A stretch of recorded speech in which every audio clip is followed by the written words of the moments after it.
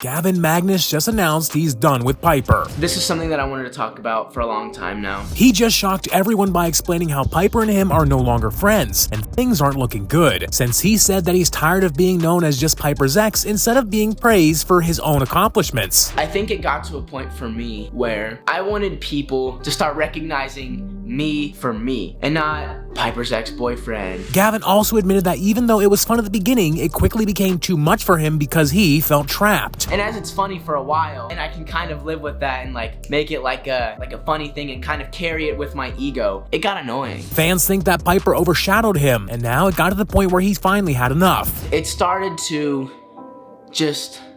to wear down on me more than I thought it would. But things get tragic, as this is when Gavin also got very emotional because he realized he lost his entire childhood to making content. You know, I was forced to grow up so quickly in this industry, and being in this, so young, going through everything. His fans were very understanding, with some even offering him a shoulder to cry on. Love you, Gavin. I'm always here for you. If you need someone to talk to, I'm here. I love your music and your videos. Don't quit. But if you really need a break, it's fine. We will still miss you. However, Gavin then finally admitted that he's not actually quitting YouTube, but that he's only switching from childish to more serious content. I'm not leaving, but things are changing, and I think it's for the better. He said he wanted to focus more on his music career, which was taken away from him when he met Piper. When I was 11, like I said, I went on my first tour, and then I met Piper, and I decided to do a silly crush YouTube video, and that just blew up and took over my whole life. So now that he's older, he wants to break free from the chains of Piper and her mother Tiffany and simply do what he always wanted to do. I want people this year to look at me